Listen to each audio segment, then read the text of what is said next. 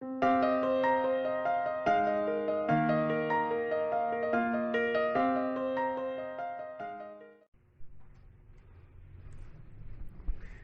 la palabra del Señor, Gálatas 5, verso 24.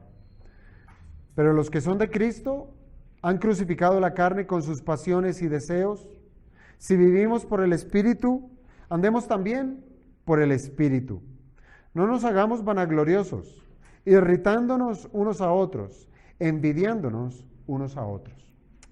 Amado Señor, te damos gracias, Padre, por la oportunidad de poder adentrarnos nuevamente al estudio de tu palabra. Te rogamos, amado Señor, que esto que hemos leído, Padre, tu Espíritu lo utilice para guiarnos a un camino de cumplimiento de tu voluntad, de hacer conforme a lo que somos en Cristo, de expresar, Señor, en el mundo, en las relaciones que tenemos con nuestros semejantes, las relaciones que tenemos contigo, oh Señor, y aún en nuestra vida privada, Padre, que podamos expresar la realidad de lo que somos, Señor, en Cristo Jesús. Te lo pedimos, Padre bendito, en el nombre de Jesucristo. Amén. ¿Podemos tomar asiento, hermanos?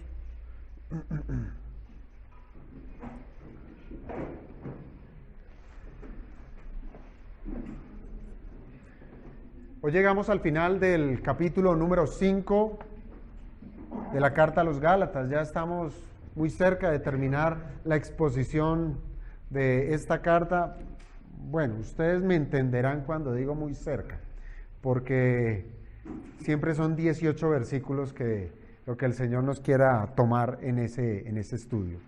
Pero lo que sí, hermanos, hemos de entender es que estamos muy cerca de completar toda la idea teológica, de toda la idea, la enseñanza y la voluntad de Dios para la iglesia local. Y lo que hemos de tratar en estos 3 últimos versículos tiene que ver precisamente con la fe verdadera, tiene que ver con la práctica de la fe. De nada nos sirve que nosotros digamos tener fe, creer en algo, creer en alguien y que esa fe no se mueva, que esa fe esté muerta, ¿sí? Porque bien como lo enseñaba Santiago en su carta, la fe que no obra es una fe que está muerta. Y el cristiano que tiene vida, por tanto, ha de expresar obras vivas producidas por el Espíritu que da vida. Y arranco con esta tesis, y es que una mala doctrina hace que se tengan muy malas prácticas. Una mala doctrina hace que se tengan muy malas prácticas. Y esto me lleva a una pregunta. ¿Cuál? ¿Qué se pudiera esperar, hermanos, de una iglesia naciente, una iglesia bebé, la cual ha sido permeada por una enseñanza equivocada, en la cual ha sido introducida una herejía, una mentira? ¿Qué se pudiera esperar de una iglesia inmadura? Bueno, esta era precisamente la condición que tenía la iglesia de Galacia, ¿sí? La cual fue fundada precisamente por el apóstol Pablo, pero al seguir él su obra misionera, pues ¿qué sucedió? Dejó las tierras de Galacia y esto dio lugar,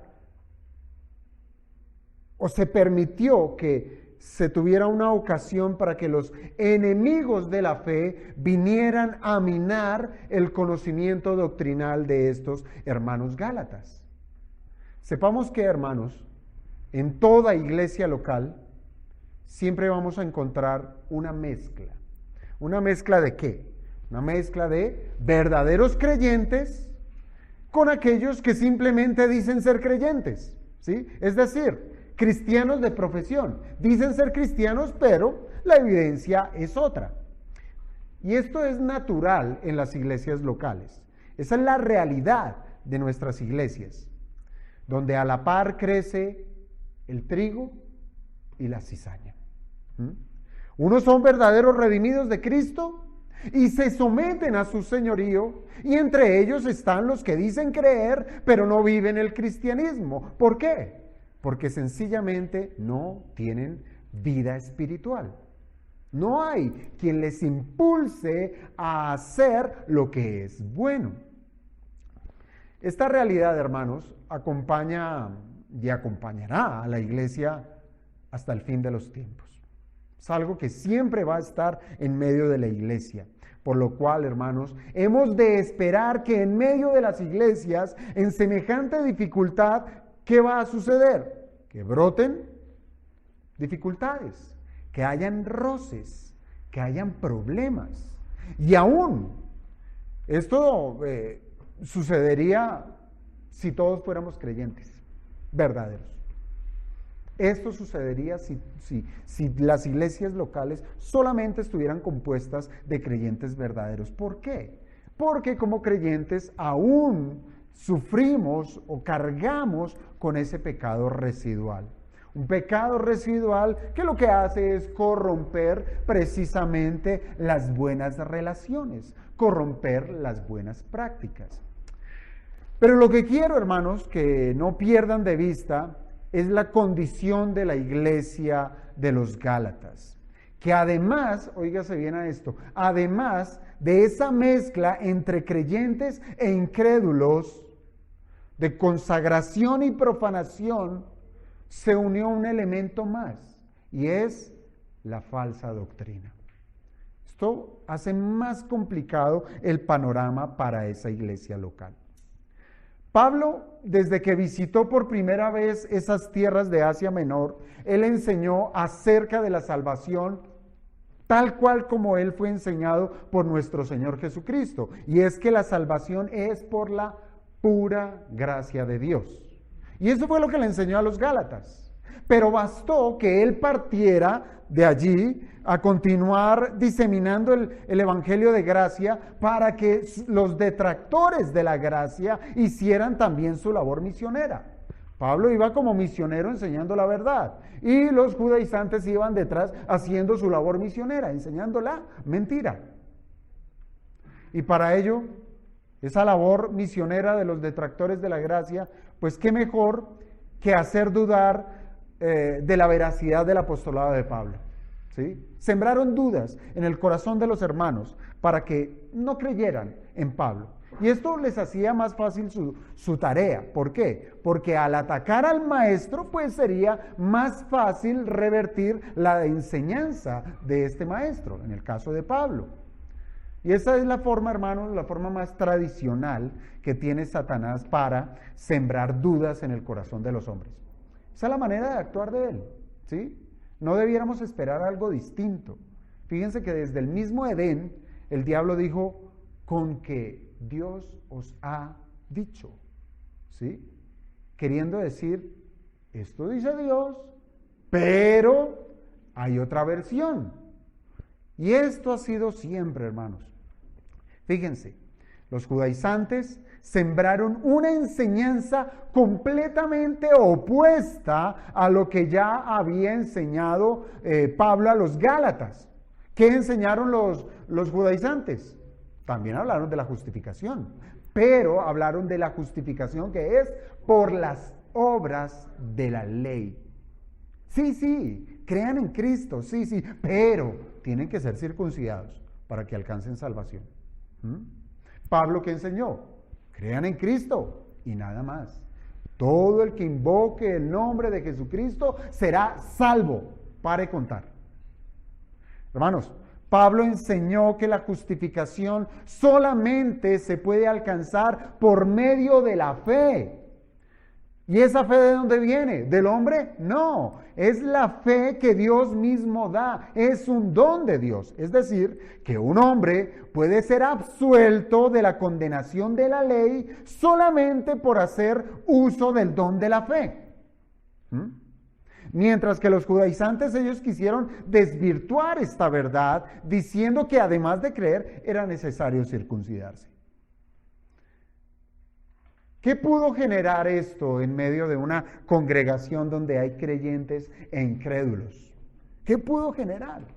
Bueno, hermanos, pues los creyentes maduros, seguramente, ¿qué hicieron?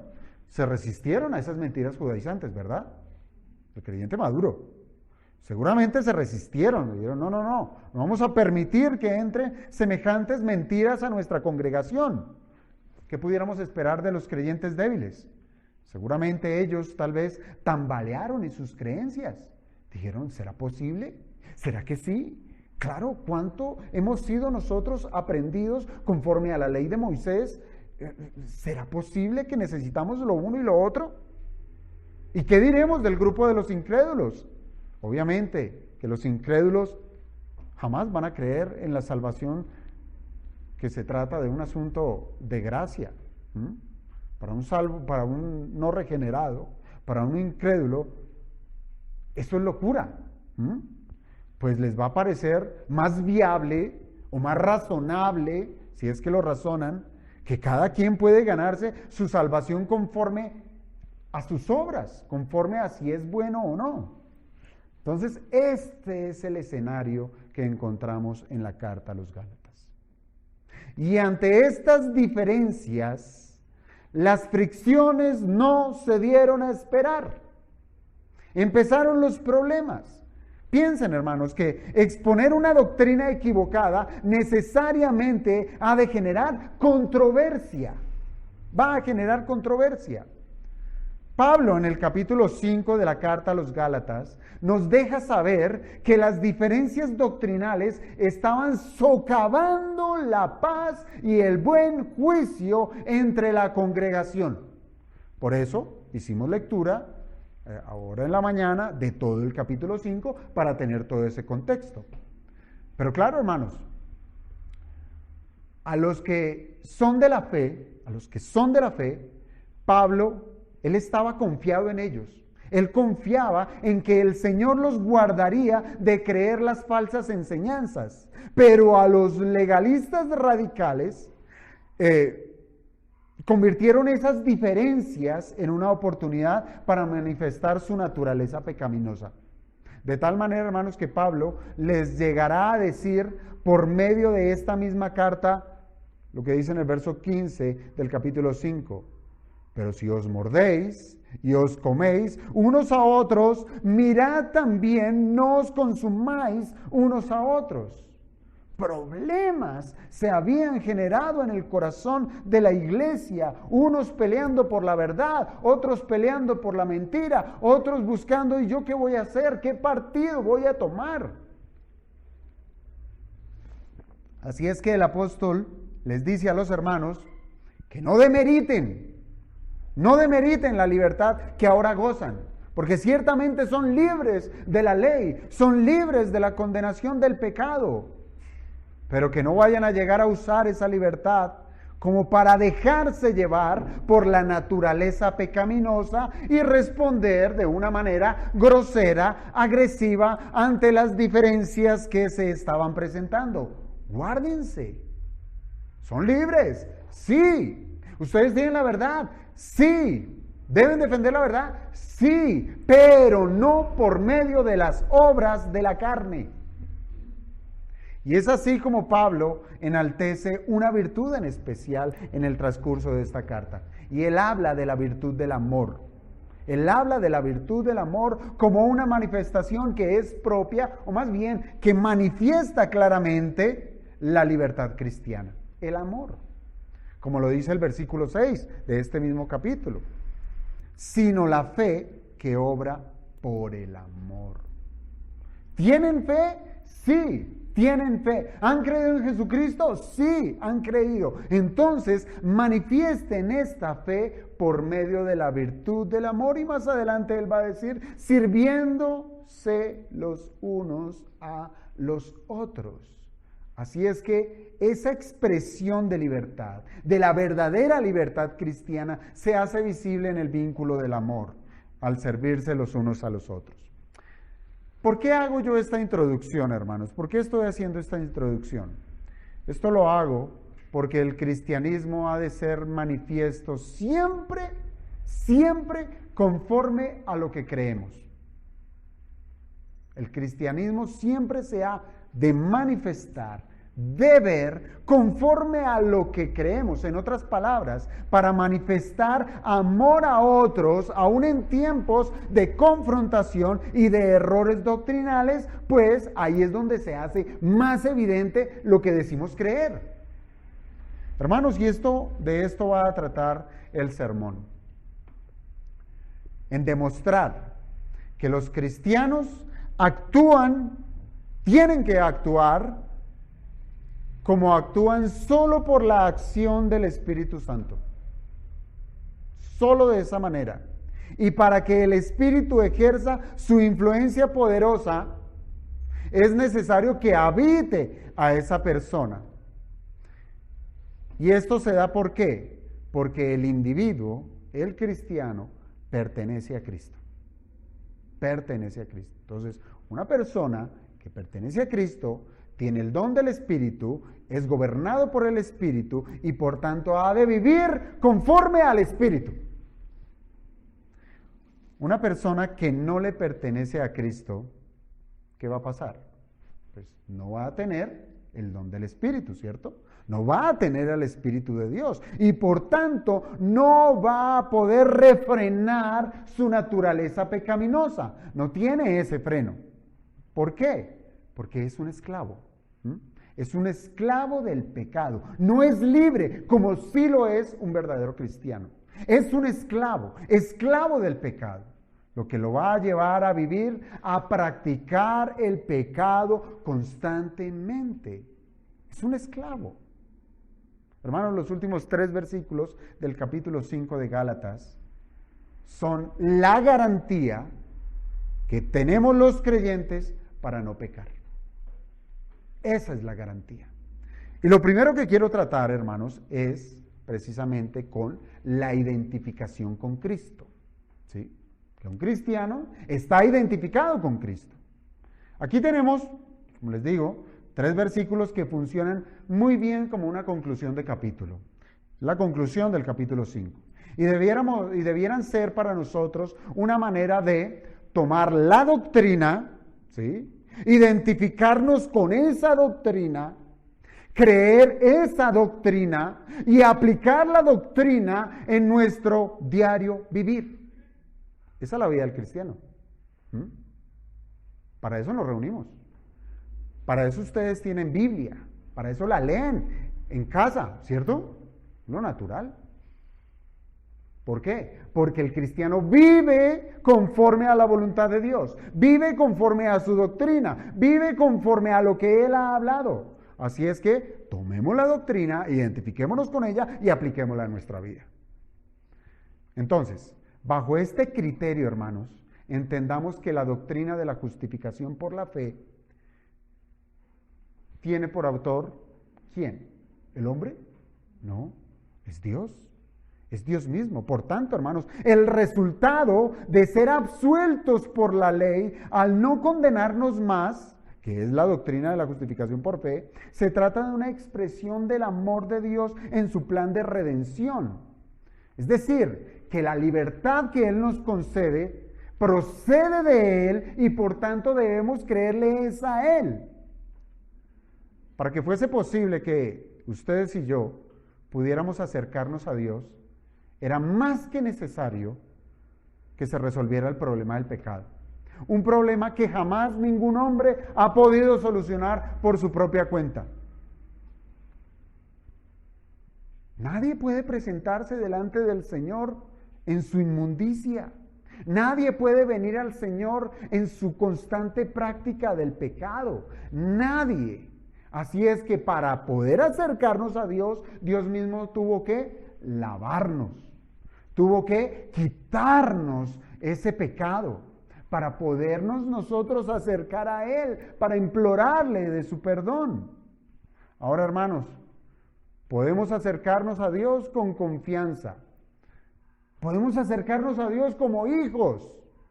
Podemos acercarnos a Dios como perdonados por Él. Y esto es porque dentro de ese seno de la Trinidad se acordó que la segunda persona de la Trinidad tomara nuestro lugar. Que su sangre preciosa fuera el precio por el cual nosotros fuimos comprados en este mercado de pecado en el cual vivimos. Jamás olvidemos, hermanos, jamás olvidemos lo que éramos sin Cristo. Éramos esclavos. Y hoy en día hay muchos que son y siguen siendo esclavos. Y es evidente. ¿Por qué? Porque su carne les gobierna. Sus pasiones los gobiernan, los guían de aquí para allá. Lo único que saben hacer es lo que su carne quiere. Pecar. Pecar. No tienen dominio propio. No hay mansedumbre. No hay amor.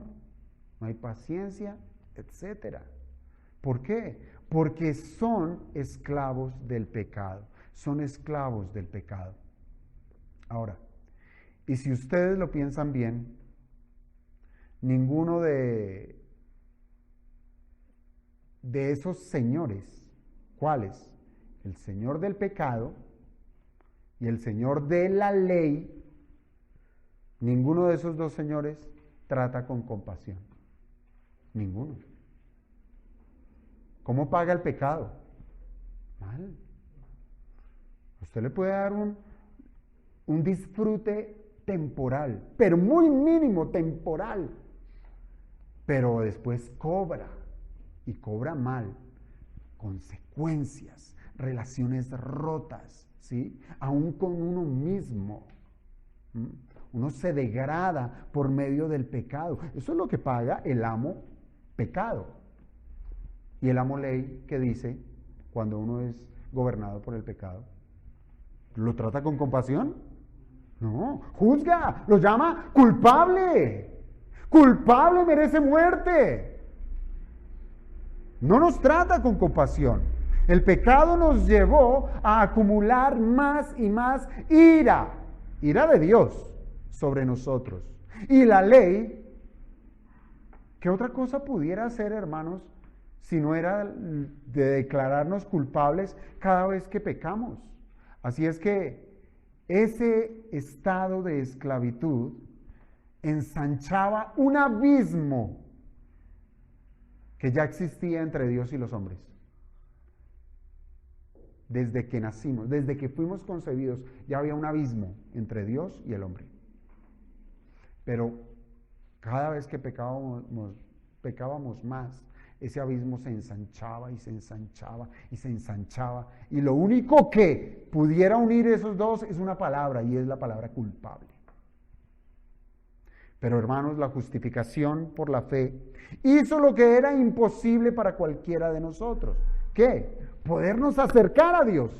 Nos acercó a Dios, ya no para castigo, ¿sí? Ya no para castigo, sino para recibir sus beneficios que son por gracia. Son inmerecidos. Y para ser liberados de la esclavitud del pecado, solo pudo ser posible porque Cristo ganó justicia y fue enaltecido por el Padre, dándole autoridad y dominio sobre todos aquellos que en Él creen. Por eso es llamado Señor, por eso es llamado Rey, soberano. Al que Él salva es su soberano. Esto no quiere decir que nuestro Cristo no sea soberano sobre el resto de la tierra, sobre el mundo caído. No, Él es soberano. Aún sobre ese mundo caído, Cristo el Señor somete y someterá a todos los reinos de la tierra bajo sus pies. No se acercará a ellos con benevolencia ya. No se acercará con compasión. No se acercará para traerlos a su redil. Se acercará para traer ira. Juicio.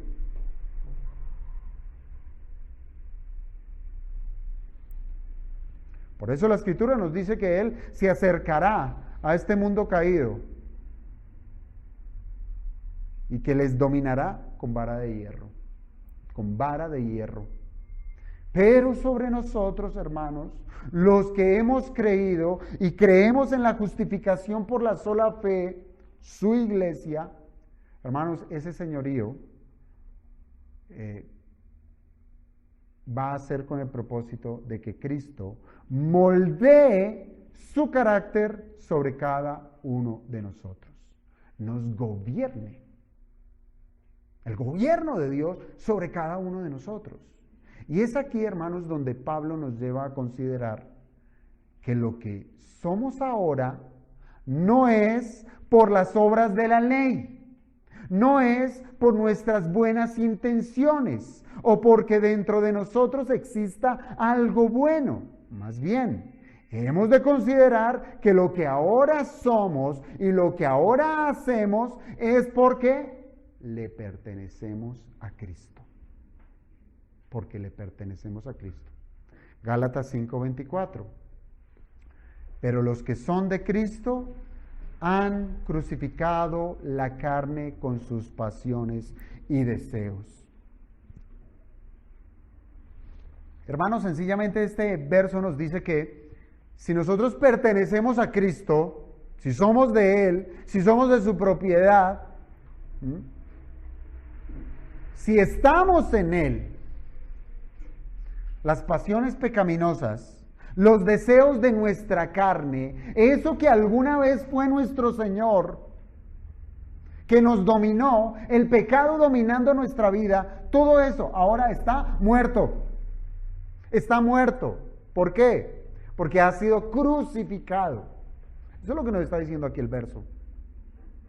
Qué diferente es esta afirmación a la enseñanza de los judaizantes que nos dice que es por medio de las obras de la ley que podemos ser declarados inocentes. Hermanos, los judaizantes del primer siglo, al igual que los legalistas de todos los tiempos, quieren encontrar la liberación de la esclavitud del pecado cumpliendo normas, cumpliendo requisitos, etc. Y lo que nos ofrece esta declaración del verso 24 es que las pasiones pecaminosas y los deseos malintencionados que son propios de la naturaleza pecaminosa han sido crucificados, siendo solo posible, ¿por qué? Por ser posesión de Cristo. Entonces, si usted aún es gobernado por el pecado y dice ser de Cristo, lo siento mucho, no es de Cristo. No es de Cristo. Es interesante, hermanos, este versículo y cómo comienza. ¿Cómo comienza este texto, este verso 24? Comienza con un pero, como un pero. Y usualmente nosotros consideramos un pero como una excusa. Siempre cuando uno va a decir pero, ya va a excusar, ya se va a justificar, ya va a decir sí, pero. Y ciertamente debiéramos tratar que esa palabra pero es una palabra que indica un contraste, ¿sí? Se trata de un contraste, lo que va a exponer aquí el apóstol Pablo. Y claro que se trata de un contraste, pues al igual que las obras de la carne son contrastadas con el fruto del Espíritu, también las obras de la carne, es decir, la práctica regular del pecado que redunda en manifestaciones que son opuestas a la voluntad de Dios, que manifiestan que una persona es esclava de sus deseos pecaminosos, contrasta diametralmente con aquellos que su Señor ya no es el pecado, sino que es Cristo. Por eso ese pero, los que son de Cristo han crucificado la carne, la han crucificado, ya no se enseñorea sobre ellos, ya no es su amo. Yo pregunto, ¿cómo una persona puede decir que le pertenece a Cristo? ¿Cómo? Seguramente usted lo puede entender, por ejemplo, cuando usted va a algún comercio y compra un producto o un servicio sobre el cual ahora usted al pagar es dueño. Ahora es dueño porque pagó por ese servicio o por ese bien. Y eso que compró ahora le pertenece, ¿cierto? Ya no es del establecimiento comercial, ahora es suyo, es suyo. Y por tanto usted está en todo el derecho de hacer lo que quiera con lo que ahora es de su propiedad. ¿Es así? Es así. Piense en Ananías, piense en Zafira. ¿Mm? Pecaron, sí. Pero el mismo Pedro le dijo, es suyo, esa heredad era suya. Si usted la vende, aún el producido es suyo. ¿Mm? La Biblia nos dice en Apocalipsis 5, versículo 6, Apocalipsis 5, verso 6, con tu sangre nos has redimido para Dios, de todo linaje y lengua y pueblo y nación. Aquí, ¿qué tenemos? Una venta, o una compra más bien. ¿No es el verso? Apocalipsis 5, 6. 5, 9, perdón, se me volteó el número. 5, 9, ¿sí? Con tu sangre nos has redimido para Dios de todo linaje y lengua y pueblo y nación. Hermanos, aquí tenemos una transacción. ¿No? ¿Tampoco? Sí, es que por allá dicen que no. Sí, 5, 9, ¿sí? Muy bien. Una venta, una compra. ¿Cómo se dio esa venta? El Señor vino, mire, a todo linaje, lengua, pueblo y nación. ¿Qué implica? Vino a este mundo. ¿A este mundo? ¿A qué? A comprar. Eso es redimir. Comprar. ¿A precio de qué? Precio de sangre. Cristo vino a este mundo, que no es otra cosa que un mercado de esclavos. Yo no sé si ustedes tienen la imagen de pronto de cómo era ese tema de la venta de esclavos. Un ágora, se llamaba eso, lugar donde se llevaban los esclavos como se llevan las vacas, como se lleva al mercado, una plaza mercado, y allá se feriaban, eran vendidos. Esa plaza, ese agora, es el mundo, es un mercado de esclavos. Todos los hombres están esclavizados, porque todos los hombres son pecadores. Todos los hombres están sujetos a cadenas y a grilletes. Y entienda mi ilustración, donde cada cadena y cada grillete es todo tipo de pecado que obliga al individuo a hacer su voluntad. Mire, un muerto espiritualmente jamás le va a decir que es un esclavo. No es esclavo de nadie. Yo gobierno mi vida como quiera. Yo me tomo la plata, me gasto la plata en bebida, en comida, en mujer, en lo que sea. Porque yo me gobierno. Y es un esclavo. Está siendo esclavizado. Yo gobierno mi tiempo. Yo gobierno mi trabajo. Es un esclavo. Un pobre esclavo. Y eso es lo que es todo el mundo que nace sobre la faz, toda persona que nace sobre este mundo, sobre la faz de esta tierra.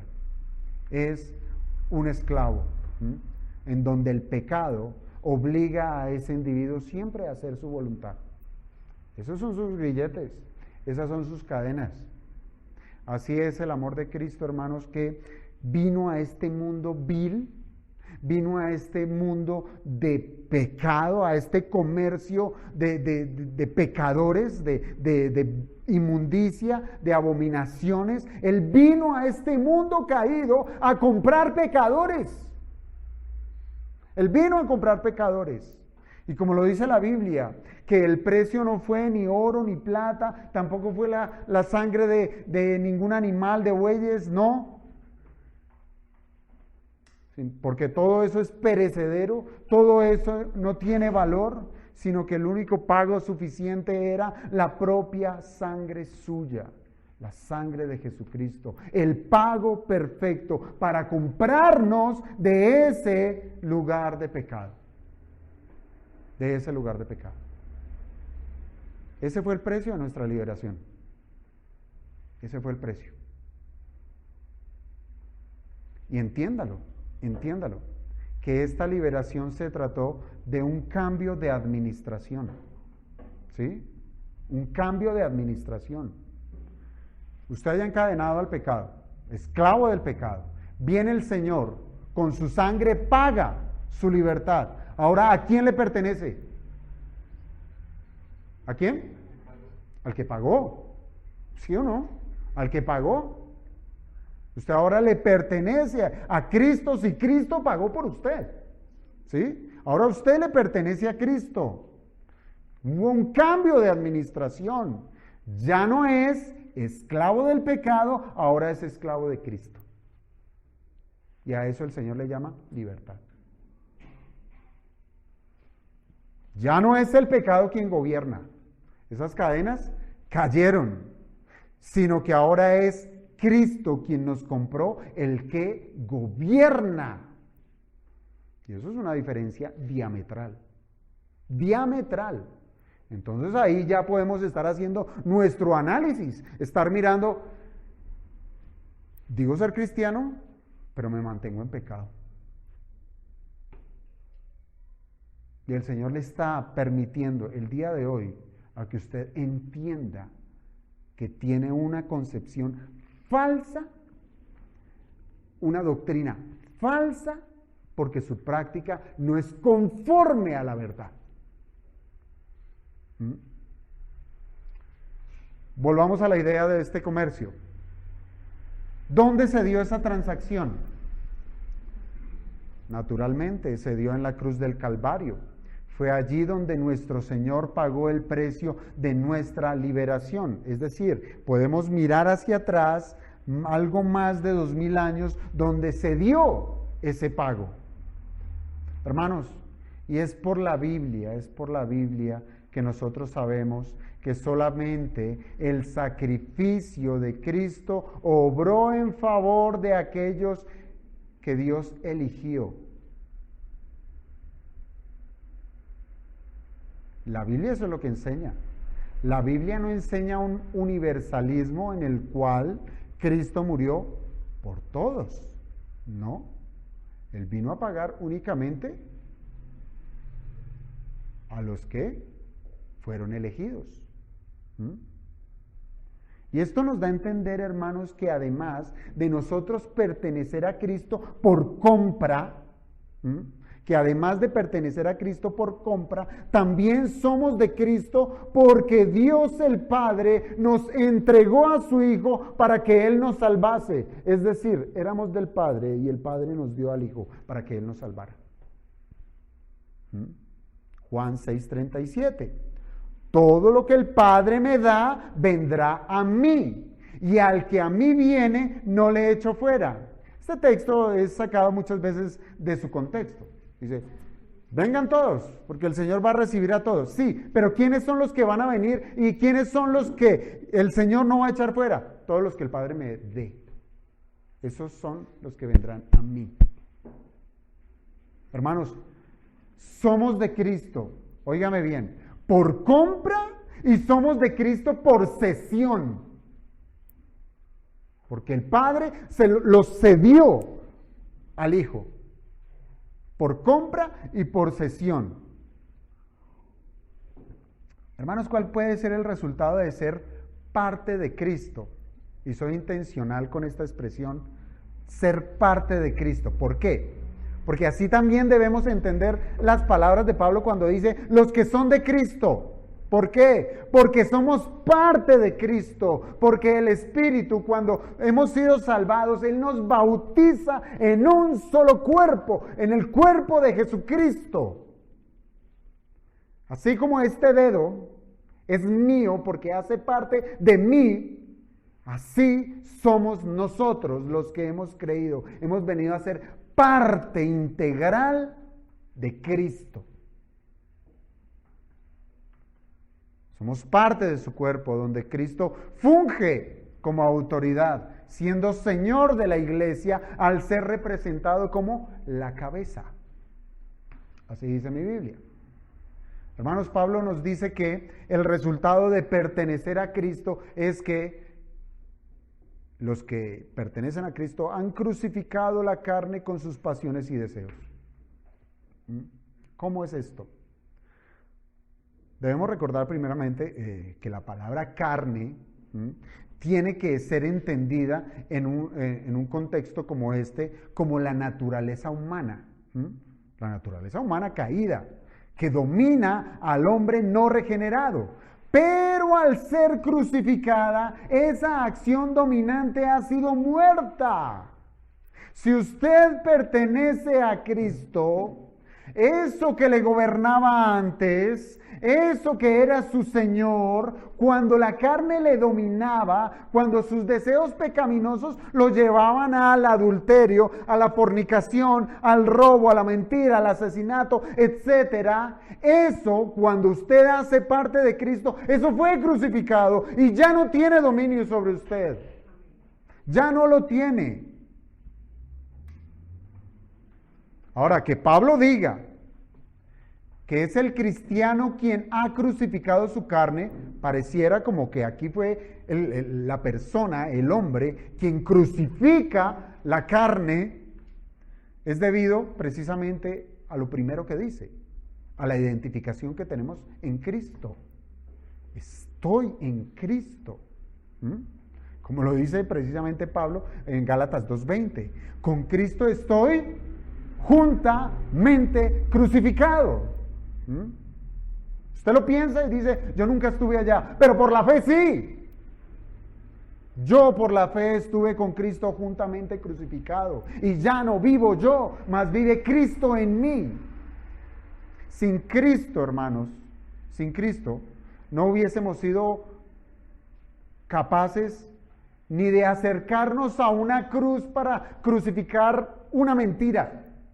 Ni siquiera de coger una mentira y ponerle un pie encima. No hubiésemos tenido semejante capacidad. Pero en Cristo sí. Toda nuestra naturaleza pecaminosa fue llevada a la cruz del Calvario.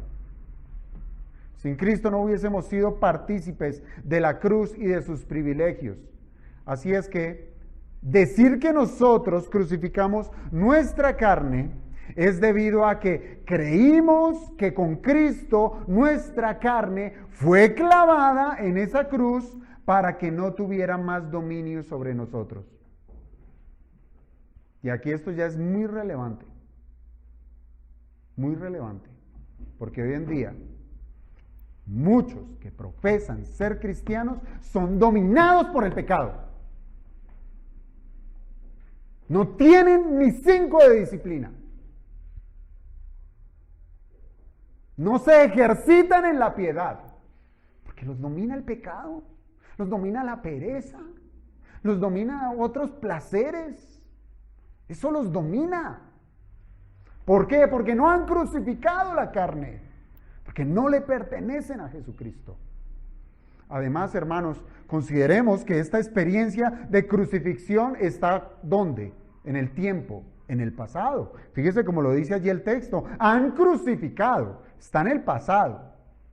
Se trata de un evento que ya pasó, que nuestra experiencia temporal tiene su lugar en el momento en que nosotros creímos. Cuando nosotros creímos en Cristo como nuestro Salvador. Es allí donde cobra relevancia esa muerte al dominio del pecado. Cuando la fe viene sobre la persona y podemos creer que Cristo es nuestro Salvador. Y desde ese momento, desde el momento en que nosotros creímos, empieza nuestra libertad. Empieza el goce de nuestra verdadera libertad. ¿Ser libertados de qué? Nuevamente, del dominio de nuestra naturaleza pecaminosa. ¿Sí o no? Por eso, una conversión genuina está marcada en un cambio de vida radical. Ay, sí, yo soy cristiano, pero igual de borracho, igual de ocioso, igual de glotón, etcétera. Pero yo soy cristiano. No, pero es que yo apenas creí ayer. Hermanos, esto es la obra poderosa del Señor que clavó inmediatamente el dominio del pecado en la cruz. inmediatamente. En ese sentido, en que ya no somos esclavos del pecado y que ahora sí podemos negarnos a pecar. Y en lo que resulta es que ahora sí podemos hacer la voluntad de Dios. Ahí comienza un proceso, un comienzo nuevo, porque somos una nueva creación en Cristo Jesús, que somos alimentados ahora por su palabra, que nos indica la manera en la cual nosotros debemos dirigirnos, cómo debemos caminar. Por tanto, hermanos, no es de un cristiano decir que está siendo gobernado por algún pecado. No lo es. La Biblia no razona de esa manera, de considerar a un cristiano carnal. Eso no existe. O es cristiano o es carnal. De ser así, hermanos, de que una persona diga ser cristiano y ser gobernada por algún pecado, es porque no ha recibido el beneficio de la cruz. No lo ha recibido y aún es esclavo del pecado. Es esclavo del pecado. ¿Cómo podemos saber que efectivamente nuestra naturaleza pecaminosa, el viejo hombre, ha sido crucificado? ¿Cómo podemos saberlo? Pues hermanos, la evidencia está en la declaración del versículo 25. Allí en el verso 25 tenemos la prueba de que nuestra carne ha sido crucificada. ¿Qué dice el verso 25? Si vivimos por el Espíritu, andemos también por el Espíritu. Hermanos, esto es una experiencia de vida. Es una experiencia de libertad, es vivir en el Espíritu. Y el que vive en el Espíritu comprueba que efectivamente sí creyó en Cristo como su sustituto y que juntamente con Él fue crucificado. Hermanos, no es de balde que Pablo nuevamente cite la intervención del Espíritu Santo, del Espíritu de Dios en la vida del cristiano. Y esto lo hace con el propósito de confirmar que los que profesan ser salvos ahora viven en la dinámica del gobierno del Espíritu Santo. Nuevo gobierno, les dije, la nueva administración. El Espíritu Santo es quien produce las buenas obras. Es quien manifiesta el carácter santo de Cristo en medio de cada quien. Es el Espíritu. Ahora, piense en esa expresión: si vivimos por el Espíritu, andemos por el Espíritu. Hermano, la recepción del Espíritu Santo en la dinámica de vida del creyente, al igual que la justificación, se trató de una acción exclusiva de Dios, un acto soberano, ¿sí? Es un don de Dios, el Espíritu. Dios es quien da de su Espíritu y nosotros lo recibimos ¿cómo? Por medio de la fe. Por medio de la fe. Gálatas 3:2. Esto solo quiero saber de vosotros, le dice Pablo a la iglesia.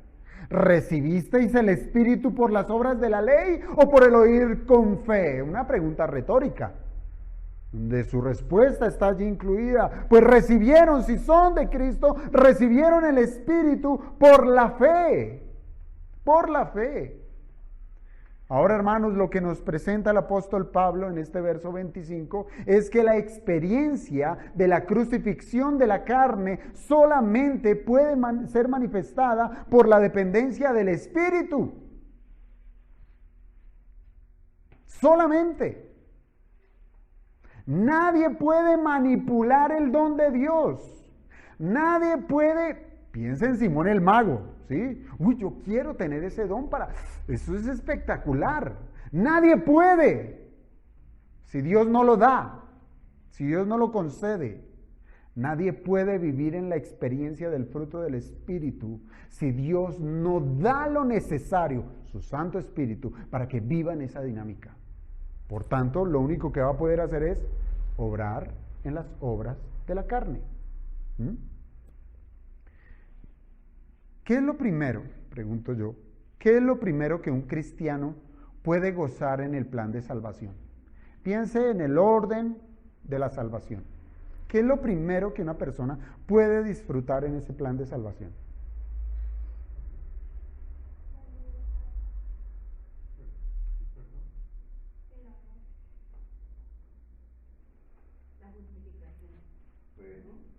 Vida. Está muerto. Muerto. Necesita vida espiritual. ¿Y de dónde saca esa vida? ¿De las obras de la ley? No. Solamente del Espíritu. El Espíritu es el único que puede dar vida. Pues es necesario nacer de nuevo, le dijo el Señor a Nicodemo. Pues es necesario nacer de nuevo. Por el agua y el Espíritu. Hermanos, no es ni por uno mismo, ni por otra criatura, ni por el predicador más versado. Solamente por el Espíritu es que un hombre muerto puede venir a la vida. Todos los seres humanos, insisto, nacen muertos espiritualmente. Esa es la realidad. ¿Por causa de qué? Del pecado. Pues la experiencia del pecado introdujo en la humanidad la consecuencia de la separación entre el hombre y Dios, que es lo que se resume en la palabra muerte. Esto es lo que significa muerte, separación.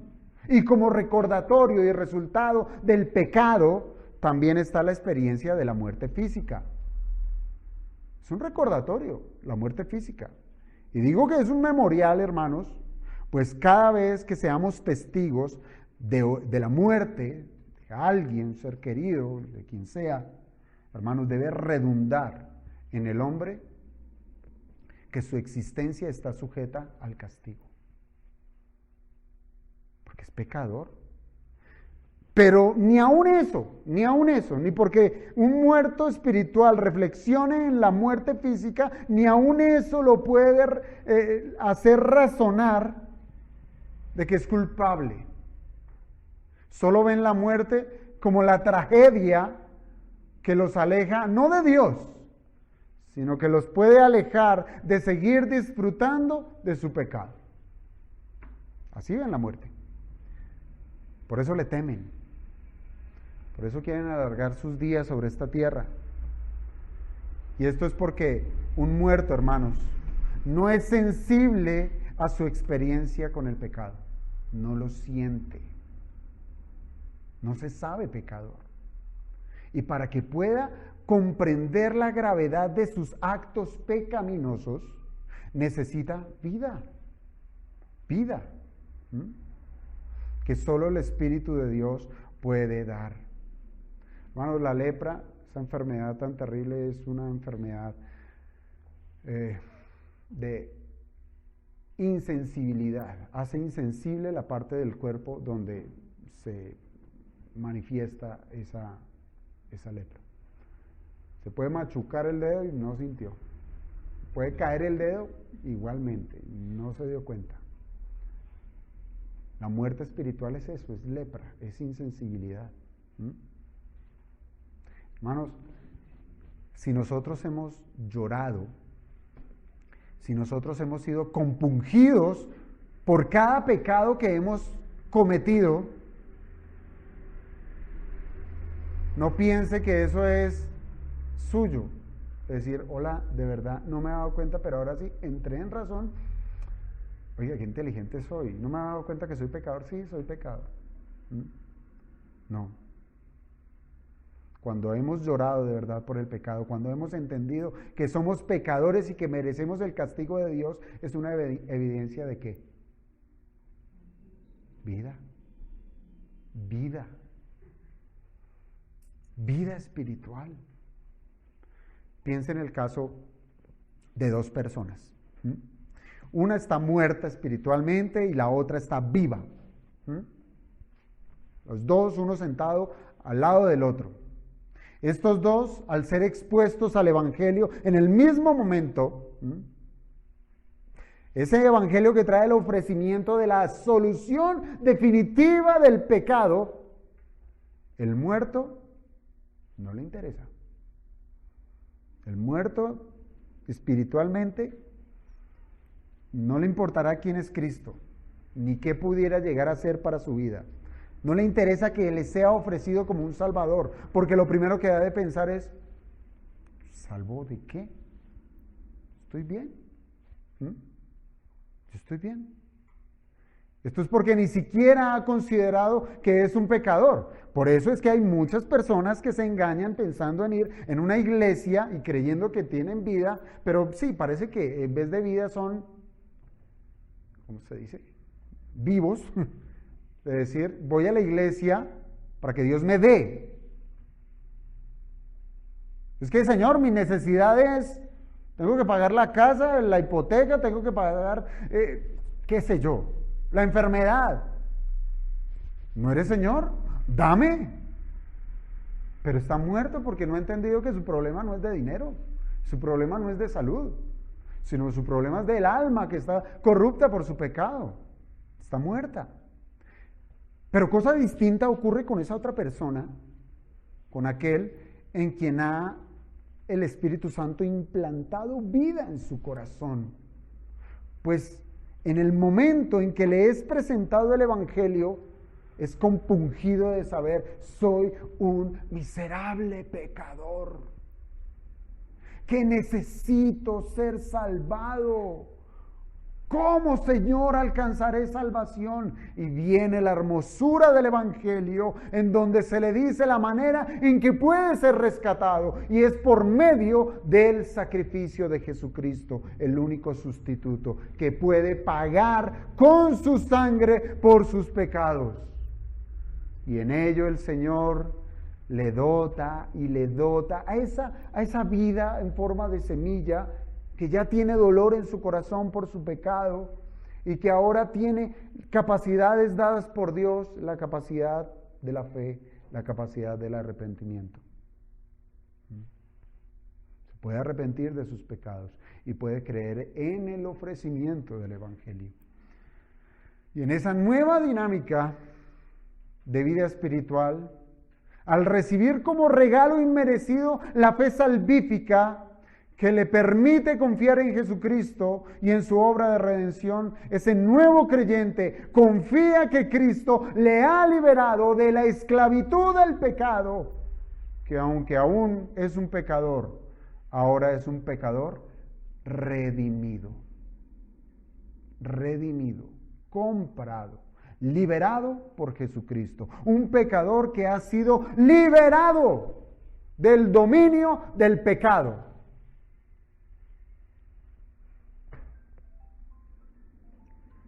Y esa experiencia, hermanos, de libertad, esa experiencia de libertad, se dará en todo el curso de la vida terrenal, en todo el curso.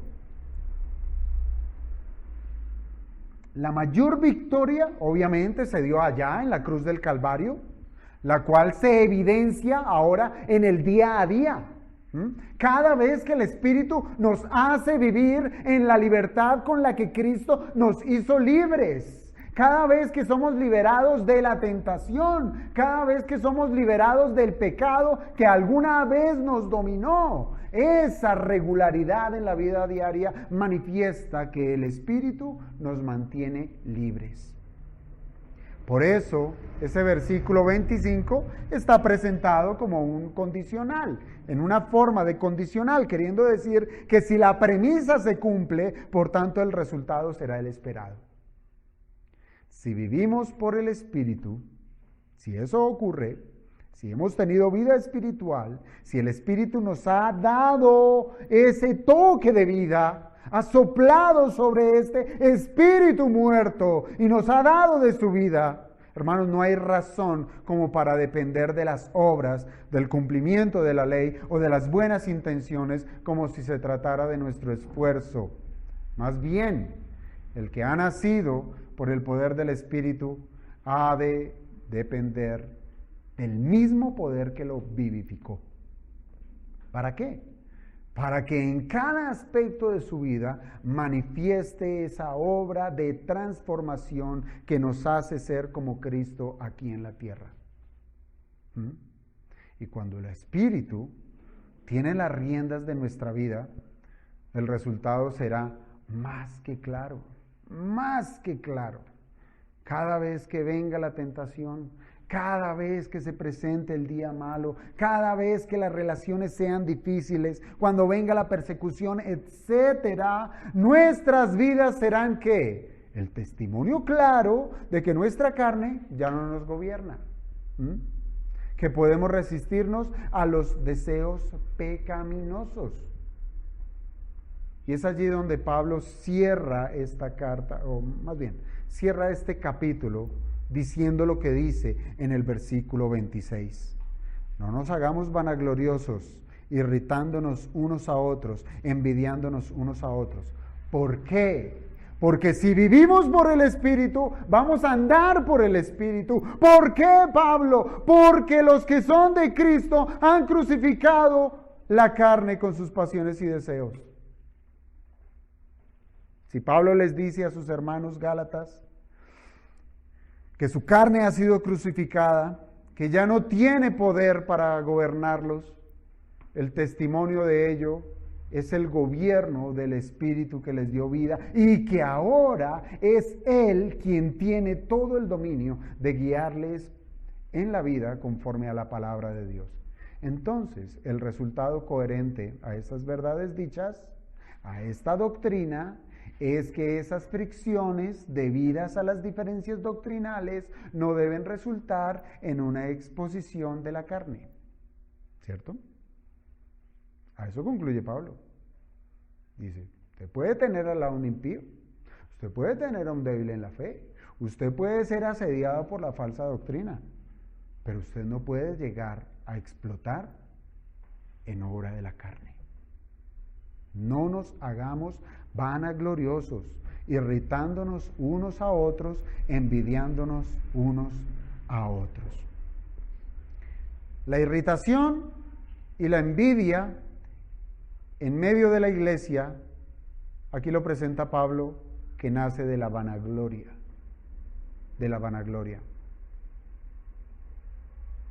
Aunque los cristianos de Galacia fueron edificados en la doctrina de los apóstoles, es decir, que ciertamente tienen la verdad y ahora son custodios de esa verdad, como lo es la justificación por la fe, no pueden hacer uso de esa libertad como ocasión para enaltecerse, enorgullecerse, ni por lo que saben, ¿sí?, ni mucho menos por la persuasión de los judaizantes de considerar las obras como un medio de justificación, de decir, ellos me están dando méritos para que yo me vaya y los enfrente y los odie.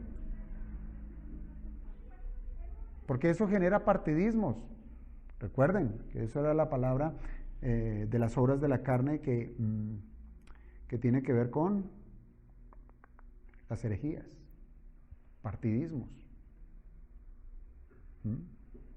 El partidismo que se estaba suscitando en la congregación, sea por creer la verdad o por aceptar la falsa enseñanza, puede resultar en enemistades, en pleitos, en celos, iras, contiendas, en disensiones, herejías, envidias. Y esto es lo que Pablo quiere evitar. Esta es la conclusión de Pablo en este capítulo 5, en el versículo 26. No nos hagamos vanagloriosos. Hermanos, esta es la última instrucción del apóstol. En esa instrucción debe ser rendida por todo aquel que pertenece realmente a Cristo.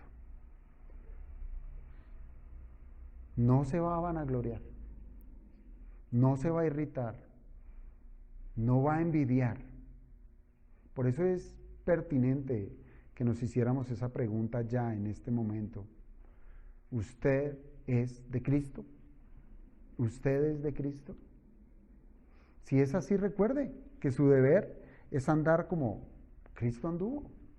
Es su maestro, es su Señor, viviendo en humildad, en mansedumbre, en dominio propio, etcétera.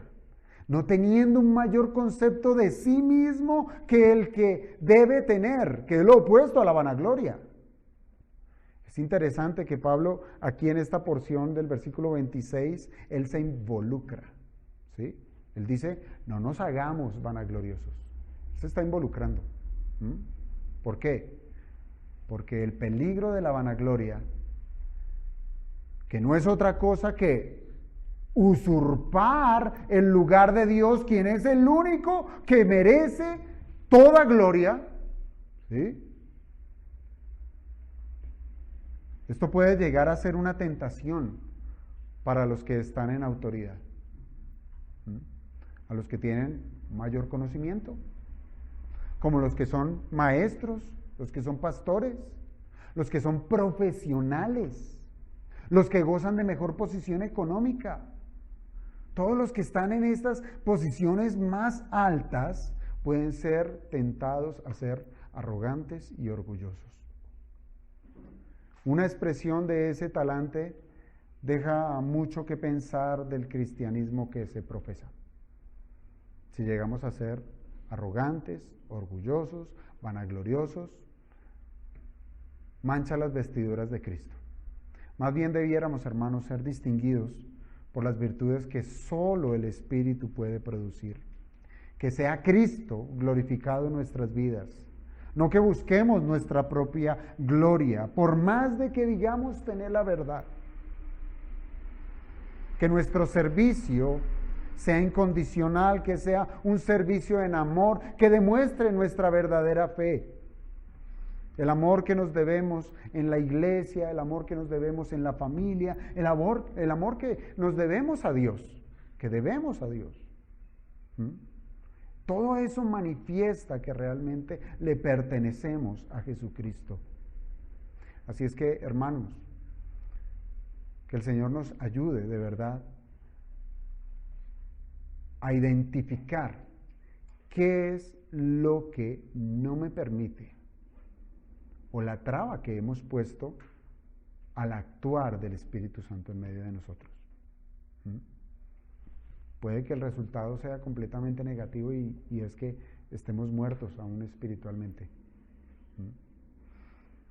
O puede que estemos malobrando la gracia de Dios, que estemos malobrando la libertad que Cristo nos dio y le estemos dando más bien un concepto terrenal a algo que es sumamente espiritual.